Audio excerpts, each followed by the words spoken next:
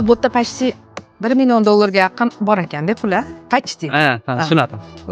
Bitta odamniki bu. Albatta bir kishiniki. Mana hozir aytdingiz $100 ming qo'ydi, $4 ming qo'ydi. Bu yerda o'zi nechta qo'y bor? 8 sotkali joy. Bu yerda 100 tadan oshib qo'y bor. Endi 100 tadan oshib qo'yingizni o'rtacha narxi qancha bo'ladi? Soliqlarimiz narxi $1000, $2000, $3000 o'rtacha narx.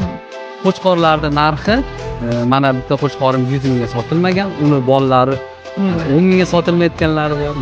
Qo'chqorlar qimmatroq yuradi-da. Qo'chqorlarni endi 4 oyda ajragandan keyin qo'chqorlarni sotib yuboramiz. Chunki naslchilik yo'nalishida bitta yoki ikkita qo'chqorlar ishlanadi.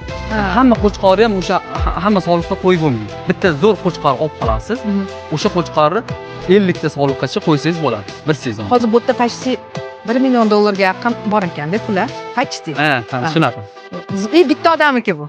Albatta bir kishi. Agar zoddor qo'y boqaman desangiz, men tushunishim bo'yicha birinchi ota-onasiga investitsiya qilasiz, o'zimizga o'xshab, uni cho'tka qilib boqib, keyin bolalaridan foyda olar ekansiz. Shunaqa? Shunaqa. Yo'q joydan pul. Dahshat. Qo'y tanlashda ham albatta o'sha nasldor qo'chqari bolalardan olish kerak. Qo'chqor olsangiz ham, soliq olsangiz ham o'sha yaxshi Rakatga bersak. Harakat yo'q.